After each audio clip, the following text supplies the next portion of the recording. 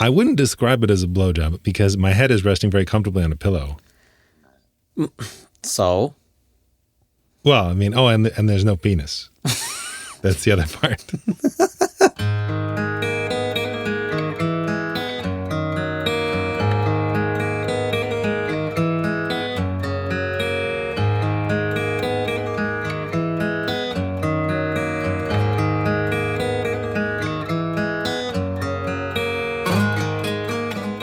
Well, thank you so much for agreeing to do this. Even though I am all the way in Ohio today. Yeah, you're on location. That's right. I'm somewhere else. I'm in a mysterious other place where there are hills. You see, where I come from, there are no hills, but here there are things like vertical changes in the ground. I don't know why they tolerate it. It's really a lot of work, but it's sort of nice at the same time. Well, it's the beginning of Appalachia, isn't it? Sort of. I mean, yes. that's Appalachia. Yeah, and I'm in someone else's house, and I'm by a nice little stream, which is not far away. Also, this house has walls that are made of paper, and so if you hear random sounds during this episode, you'll know that it is some of the dozens of people that are in the house right now. It's not dozens; it's a dozen people in the house right now. And so there's going to be trumpet lessons, is what you're saying. That's what. Yes. At some point, there will be trumpet lessons. These are, but I don't even know if we'll be able to hear them or not. This is daily. There are daily trumpet lessons. Is that what you're saying? How long have you been there? It's an Ohio thing. Have you been? It's just an Ohio thing. I think it's just like a statewide thing that happens at 3:30 or whatever. Everyone just starts playing trumpet lessons. Oh, okay. Playing trumpet. So, at the beginning there, you all heard Christian rock group His Healing Hands with their song, Lord, I Will Follow You, though I have to admit that Richard Dawkins makes a pretty good argument. And in parentheses, Lord, are you there? And it's interesting because this was actually their final single before the group disbanded, to everyone's surprise. Yeah. So it was... I was really into Christian rock at some point. Yeah. I'm familiar with that group, but I haven't really followed the scene in a couple of decades. Yeah. Yeah, I never did. But I do know about His Healing Hands. Mm-hmm. Yeah. And by the way, thanks Richard Dawkins, the evolutionary biologist, is not to be confused with Richard Dawson, the co-star of the Schwarzenegger action film The Running Man, and also the first host of the game show Family Feud. So, just so everyone knows. Listen, we actually have a correction to make. Okay. From the last episode. It's terrible. I'm really pretty ashamed of this, but it's the right thing to do to address it. Last week I talked about the author Lewis Thomas and his book The Lives of a Cell, and in the show I said that he was the dean of Harvard Medical School, and that's just not accurate. He was he attended Princeton University and Harvard Medical School, but he became the dean of Yale Medical School and New York University School of Medicine, and he was president of Memorial Sloan Kettering Institute, but he was never the dean of Harvard Medical School. So my apologies to Lewis Thomas rolling over in his grave and his family, and my apologies to, Yale and Harvard, because, they hate each other, don't they? I don't know. I think so. So I'm Switzerland over here. I'm on both of your sides, Yale and Harvard. But that's our correction for my terrible terrible error last two weeks ago. Well, it's good that you corrected it so people weren't confused or thought that something we said on this show was somehow false. Yeah. Or otherwise not completely accurate. Right, because that is the only thing, that one detail. Everything else is perfect, so. I wanted to share this thing with you that I discovered on Reddit. Which I think you will think is funny. It's a subreddit, which is, like a random community of people on Reddit where they post things in a theme of some kind. And this subreddit is called VX Junkies. Have you ever heard of this? No. Okay, so people on the subreddit, they talk about a machine called the VX, which is a machine that is very technically complicated, and it does many things, and they're constantly complaining about it, and asking each other questions on how to make it better and tune it to be like more to get increased performance of some kind. Let me give you an example. Here's let me see. Here's one of the posts is called "A Quick Guide for Beginners," and it says like this: "Hey everyone, and welcome to the new guys. Now I understand that the science here can get a bit hard to follow, so I thought I'd just write a quick lexicon of the most common terms for the beginners who might feel a bit lost. Feel free to add more definitions in the comments." So, for example, quantum mechanics are the rules of motion for small objects, typically Röntgen attractor or smaller. They're quite complicated, and I don't have the space to describe them here, but basically they describe how particles interact through fields or hyperflux. And then, of course, it goes on. A hyperflux is quite simply a flux whose main dimension spirals inwards. If you've ever encountered an electric current that had an imaginary voltage, well, if you ran it through a cyclospin, you'd get an alternance of hyperflux and Mussorgsky spin. Mussorgsky spin, not to be confused with Mossovsky spin, which is just the vector field equivalent of a non-Euclidean three-brane fluid, is the main aftermath after the Voynichian reaction between a magnifying quadratangent and the colloidal time space you get when running a JX07 under calibrated ruby quartz vibrosion. Oh, vibrosion, yeah, that always gets me. That's right. Yeah. And then, of course, it's because the glossary keeps going. It says, now I talked about Voynichian reaction, but it's actually nothing more than a Kolsko-Mironov reaction where the stoichiometallic ionization is upside down. By that, I mean, of course, reverberated through an epsilon concave modulating space, and where the spectrum readings on an XY x-axis follows a 12 zeta 8 zeta zeta pattern, and the whole thing could be summarized as a canonical hermetic Bedoga force. Wow. Things. So it's like it's great. Yeah. But then and the comments are even is wonderful. Like someone named Stills Thrills says, absolutely required reading. I remember learning all of this at the beginning of my eternal journey into VX. I would probably add to required knowledge that the umlaut constant is exactly 2x, where x is half the umlaut constant, of course. The umlaut constant. And the whole Reddit is like this. Like there's thousands of these. Wow. I mean I can just keep going. Or here's another one. Like this person's like, I swear Dreckler Manufacturing makes the worst hardware. Third one blown out in less than 90 days. And someone else is like, I work at Dreckler. From the look of it, you're buying one of our retrograde sub-silicated bypass filters. I know it's not much consolation, but they're our biggest problem item. The problem is that we market the sub-silicated filters as suitable for medium to high silication environments, especially for work in lithostatic and volcanostratic environments. They're not.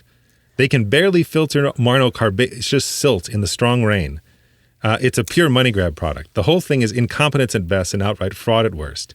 Here's what you can do. If you get your hands on halide-based erythrostatic filter, you can easily replace the sub-silicated filter with a Phillips screwdriver. It looks like you need a fancy Torvald Smalling head, but a Phillips will work just fine. Look behind the silica intake and you find the screw. It's a bit hidden. The latest models are meant to comply with the upcoming European right to repair laws, but of course, Druckler wants you to buy a subscription instead. I'm really sorry you've been having so much trouble. I mean, what interested you about this VX thing? I mean, I know you were excited. You told me before you were excited to talk to me about this stuff, and I mean, to be very specific, we were talking a while ago. I don't remember when, about the fact that I like things which are kind of breaking the fourth wall or kind of winking at you, in some regard. And I think that this whole thing follows that same pattern. I think we were talking about it when we were talking about the Marble Olympics. Ah, yes. Yeah. And I think this also fits into that category. So I think what I'm saying is that's a good characterization of things I like. And I like this very much. I like everything about the VX machine. I like everything about this subreddit. It's amazing. Yeah, since you told me about this stuff in advance, it's reminded me of several things that I want to share. And I don't know, maybe I'll cut this out. Maybe we're going to go on too long about this. But I have, so one thing it reminded me of was Star Trek, because there's lots of technobabble in Star Trek. And I actually wrote down one day, I was reading... I was watching an episode, and I was like, I got to write this down because it's so funny.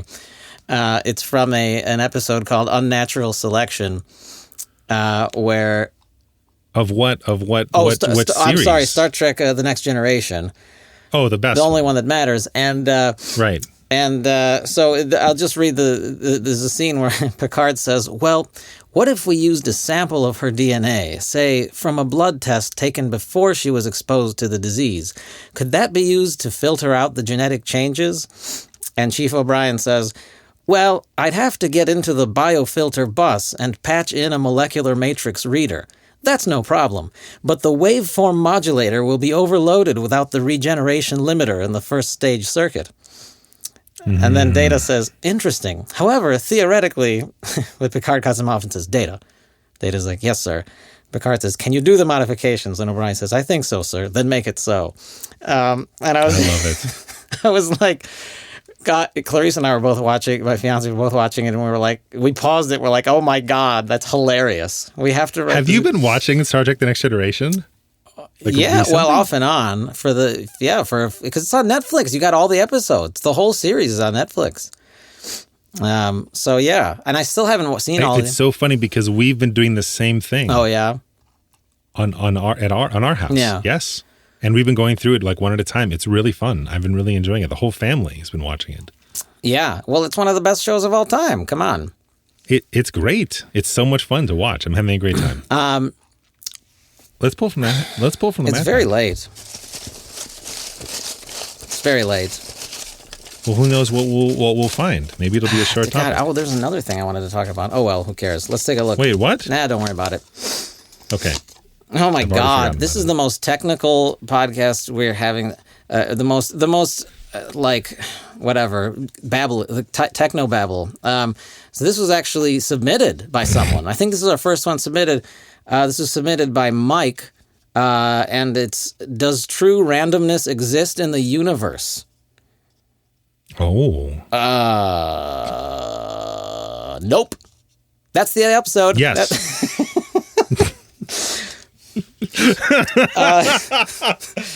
So the answer is, so yes and no. The end. Why do you think it doesn't? Well, I mean, I have never considered this question. No, I guess I have, but that's the whole point of the podcast. Exactly. Man. I know. Wait a minute. True randomness. I mean, I guess it does.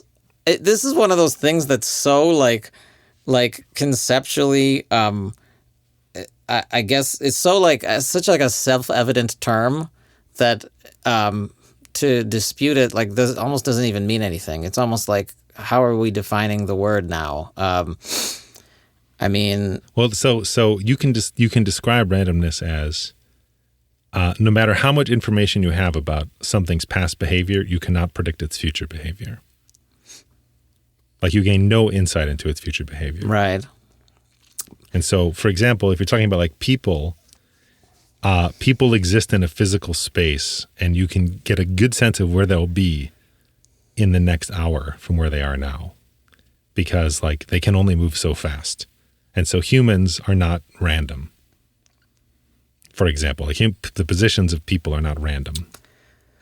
They're highly dependent on where they were before. But if you think about, there are some things which don't seemingly have any connection as to like what happened before is what can happen again in the future. So like the die roll, for example, in the classic sense, like if you have somehow magically you'll have an unbiased die, it doesn't matter how many like ones you rolled in the past. It doesn't change how many ones you're going to roll in the future. It's still like 1 in 6. But what I think the question is asking is when it's asking about true randomness, let's distinguish here between true randomness and I don't know which you're referring to, but we could easily get into like a discussion of epistemology where we're talking about what can be known. Like maybe if we knew like how all of the atoms of the die were shaped and the way they were hitting with all the atoms of the surface they were rolling on, maybe we could, and we had a fast enough computer or something and we knew everything or whatever, we could calculate where the die would land. And then therefore it wouldn't be true randomness, it would just be a limit on what we know as people.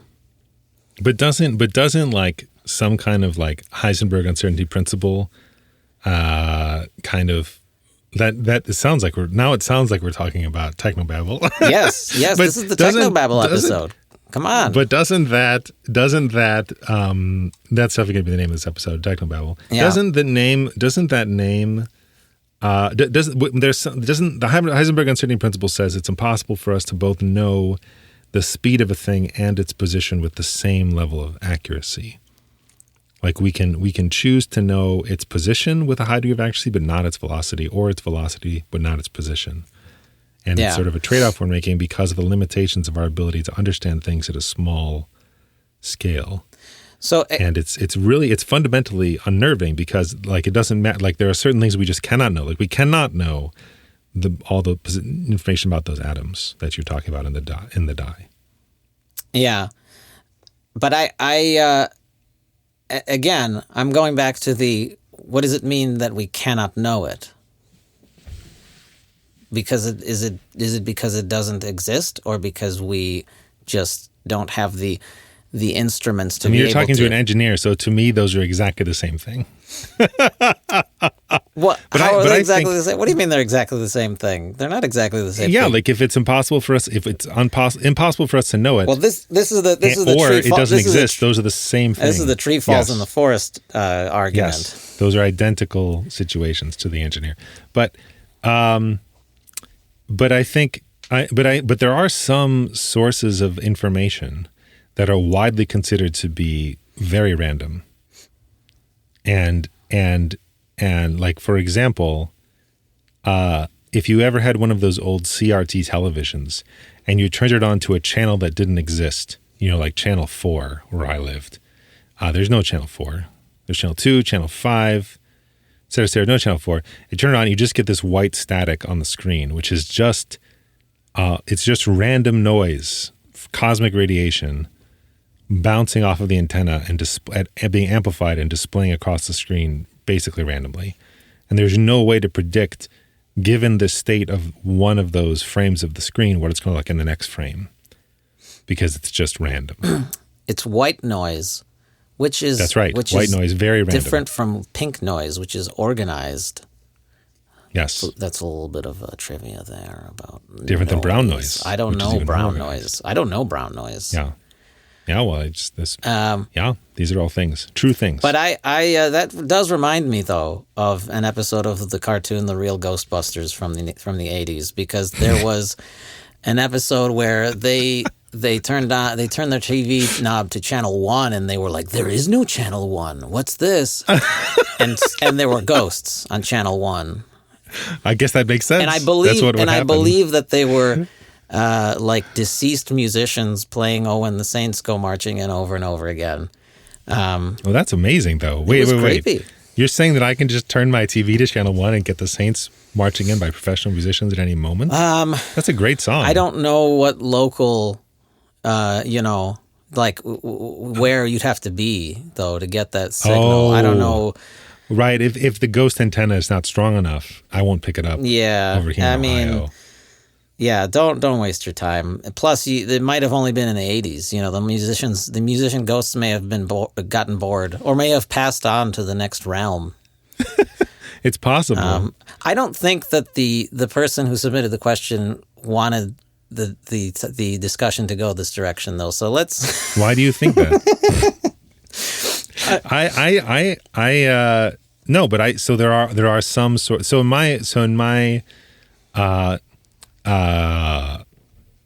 my brain, my very literal brain, sometimes, yes, there are some sources of basically random things, and things like cosmic radiation, things like the white noise on your radio or your TV when you turn it to a station. And there are even some source of randomness, like when particular atoms decay. It's like when radioactively decay, it's unknown when they're going to decay exactly. We just know in aggregate, like what their half-life is going to be. So there's a lot of things. There's most computers nowadays have a special chip on them which can generate randomness as necessary. That's truly random via one of these mechanisms. Usually it's listening to arbitrary cosmic waves, radiation. But really, then your computer can generate truly random, and it turns out to be very important for doing critically safe things on the internet, like buying stuff. My brother once told me, by the way, he's the one who submitted the question, hint, wink, wink, nudge, nudge. But he once told me that, because he's a computer dude, and this was years ago, so maybe this has changed, but he told me that anytime something needs to be randomized in a computer, it really isn't random. It's just like a string of seemingly random numbers that are like accessed or something. That used to be true. That the computers didn't have this faculty that I'm talking about. But now they do. And so like you would, for example, if you examine the 100th digit of the number of seconds since the computer has started up, and then every time someone taps a key. Excuse me. Like Gesundheit. Every time someone taps a key or someone clicks a mouse or something, you record that 100th digit. You can imagine that basically is random. Like it's because there's you have, as a human, you cannot choose what 100th you would like to click on, or you'd like to type on, or thousandth digit, or tens of thousands of digits, however accurate you want to be. Those numbers are effectively totally random. But they're not actually random because they're fully under your control. You're just not precise enough to be able to pick a specific 10,000th or a specific 100,000th or whatever it is to have the number be whatever you want it to be. And so old computers used tricks like that in order to do pseudo-random, like fake random numbers. But nowadays, all computers can just give you real randomness if you need to. Even like your phone, it has one of these random chips on it. Yeah, and it's used because it's used every time you're doing stuff on the internet that involves a password or involves that S after the HTTP in the URL bar. Yeah. No, I mean, that makes sense. The reasons for utilizing randomness make sense to me. I think that, this is one of this question, the fact that it's coming now, this century, is important because I think probably maybe even 100 years ago or something, or 200 years ago, even like scientists probably would have said that true randomness does not exist because, it was like Newtonian physics and everybody thought it was kind of predeterminism or everything. As long as you know, it's all cause and effect, right? So as long as you know what happened like before 150 years ago, certainly, right? Yeah. Yeah. Like early 1800s, no question. And now, with quantum mechanics or whatever, it's like the scientists tell us that there is true randomness. Although I wonder there may be disagreement among even them about whether it is true randomness or just a limit to our ability to, measure things. There's no difference. Well, to you, there's no difference. But I think I think the question implies that there is to this person who's asking it. And well, so when you say there is no difference, I think the only thing we can say is that we don't know. We can never know. Right. But if you're like, for all practical purposes, in terms of everything that apparently, then I think we can say that yes, true randomness exists, right? I think basically the answer is yes, as far as we know, and that's good enough. That there is true randomness, and as far as we know, there's no way for us to refute that claim. There's just things that so far have failed to be predictable. Yeah. That's it, man. We just answer the question. I mean, that's how it is sometimes. You pull a question, and it's just easy to answer. I mean, we shouldn't complain about easy questions. But who would have thought this question was easy to answer? I mean, I could talk longer about what's my favorite color, probably. No, let's not do that. I can't believe we got. I'm the kind of person, I can't even decide what I want to eat. So this is wait, those don't make any sense to me. Those don't connect together. Those two concepts. Like, what does that have to do with why? Never mind. Well, because it's just about like deciding the answer to the question. I've decided. I guess I just don't care about this question. Oh, Mike, I'm sorry. No. Wherever you are. Oh no. No, I don't know. It actually. Well, I mean, it sounds like you don't. Well, it sounds like you don't care about the sort of question behind the question anyway. So, right. Like, because I do like to sort of ruminate about like things that this connects to. I don't know. Like, this could branch off easily into other like crazy philosophical topics, and that's part of the reason why it's just kind of like, okay, let's answer this particular question and not go nuts. Because I guess it's kind of related to what this question reminds me of. Actually, is here I go is the question of free will, and people talk about like there is no free will, because and some people even use like a logical argument against free will by saying, well, any human behavior, there are only two logical possibilities for what creates that human behavior. It's either caused by some force that happened before, right, or it's random. And if it's in either one of those categories, then it's not free will. Then it doesn't exist. And so right. I guess like this question of does true randomness exist in the universe is kind of, it's so basic that like trying to answer it is kind of falling into absurdity. And I feel like talking about free will is the same way. Like, I almost want to respond to that logical rebuttal of free will, refutation of free will, by saying like, well, now we're talking about things that are just such basic, fundamental things about the universe that you could easily just say, well, free will is just a basic, fundamental thing of the universe, and there's no like you'd say it's axiomatic. Is that the word? It's just yeah. You'd say like we take it as an assumption that it exists. Yeah, like and that we are currently doing it. Yeah, self-evident. I feel like people try to explain things like, well, why is this? It's like that. It's like the toddler who's always asking why, and you answer the question like right. Why. And I feel like even science gets to a certain point and says, well, because that's just how it is, right? Like if you can ask why and then say, well, because this is the law of gravity and this is this law and this is law. And it's like, well, why? And it's like, well, because cause and effect is the way of the universe. It's like, why? It's like, because that's... Yeah, this is... Things cause other things. Like, once you get to that answer, things cause other things. You can't go any further with that. Like, why do things cause other things? What? I remember... it reminds me of this interview that Richard Feynman had with... I think it was a British news person, his interviewer. And Richard Feynman is a famous physicist, like a famous scientist. He's dead though, so I guess he was a famous scientist.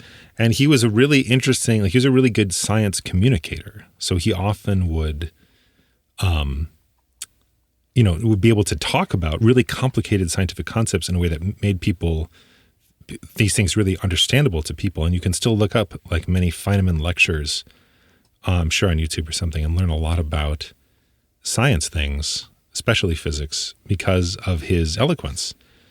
But they were talking about magnets or something. Insert insane clown posse meme here, and the what? It's all right. And this interviewer is like, well, what is magnetism? Like, what even is it? Yeah. And the question is like, well, why do these things attract? And the answer is like, well, because, they are magnetized. And the answer is, well, what does that mean? Like, why? Yeah. And Richard Feynman's like, he's like, there's just some things you have to accept as a scientist. Yeah. And he's like, one of them is just like magnetism is a thing that you just buy it. You buy into it. Yeah. It's just something that happens. It's one of the givens in his world. Right. And I guess that's kind of my point with what I'm saying in response to this question. Does true randomness exist in the universe? I almost want to say, like, why not? Like, why isn't that just as acceptable? Because I feel like the question is almost implying, like, is this at odds with, like, determinism or something? And is that a problem? And it's like, well, no. Like, I have no problem just accepting that that true randomness is just happens to be a property of the universe, just like determinism or cause and effect is, and so there's no. I guess I don't know whether true randomness exists for sure versus just a limitation in our ability to measure things, but I don't really have a problem with it existing, and there's no it looks like it exists, true randomness exists, and there's no reason to think it doesn't. So yeah, that's my answer, I guess. Excellent. All right, well, that was a great episode. I don't know. I'll find out. I feel like I'm going to need to chop this one to hell. I don't know why. There's a feeling like this is awful. Do we need anything to close out? Well, do we need anything to close it out? Listen, I am gonna mention one other thing because I can't resist. Your topic, the thing that you started at the beginning was so great, and I wanted to mention a book I got as a gift, actually, from my brother. As well, a few years ago. It's called, I don't remember the author, but it's called Thing Explainer. And I have that book. You'd have it? It's great. Yes. It's the opposite of what we're talking about, like overly using technobabble and jargon for comedic effect. It's taking like machines that we commonly know about, like refrigerators and space shuttles and stuff, and sort of dissecting them and showing how they work in a diagram with little, like, text blocks that explain different parts of it and how it all works. Except the author decided to limit the language, limit himself to the 1,000 most common words in the English language. For the most part, he did break that rule a little bit to make it even funnier, but the overall effect of it is that you're reading like how like space boat. Yes, space boat, right?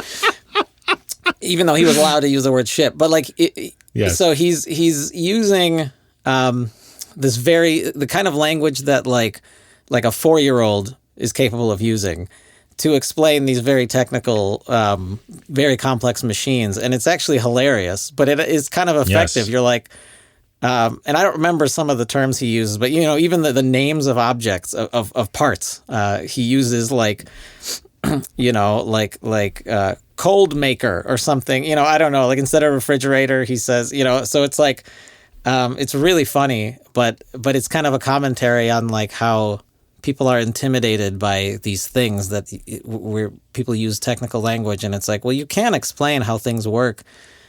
Without having to be some kind of genius or expert, Like the food heating radio boxes. Food heating radio box. Is that with the microwave what do you call the microwave? Yes. Yes. Or the skyboat pushers. Yes. The rockets. There you go. See, I even know. Airplane. Yeah. Or machines for burning cities. Those are great machines. Machines for burning cities. But I don't even remember. Yeah, atom bombs. Oh, those are the best ones. Okay, this is taking a Best dark. machines. This is taking a dark turn. I love those machines. Anyway, I hope you'll come back from Ohio with a full report on the state of Ohio. Oh, absolutely! I would love to. I'll begin typing it immediately. Yeah, I definitely appreciate 11 point Times Roman, single spaced, 1 inch margins, right? Right. And I and it's 5 paragraphs. And no, it's a good time. I'm taking some time off visiting my nieces, my twin nieces, who are cute, very cute. They're 3.5. And they're adorbs. No, it's better to say that you're doing important work and you're putting yourself at personal risk for the. That's also true. All of those things are true. Yeah. What are we listening to? Well, thanks for listening, everybody. I mean, we got to say goodbye here, and keep submitting topics. We just read one that was submitted, so it was fun. And we'll see you all next time. We will send you off here with a song, and this is Metallica's metal cover of YouTuber Lionel Grayson Fletcher's pop ballad version of Metallica's song Master of Puppets.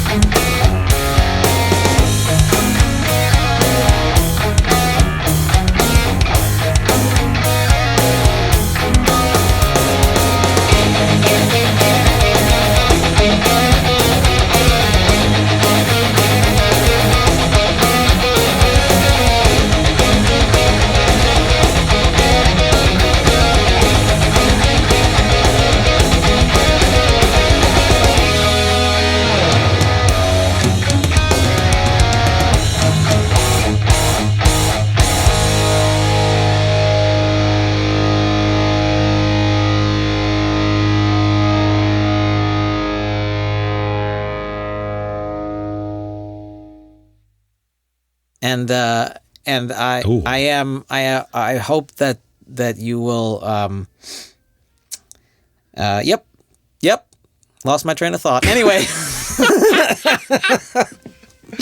Very professional.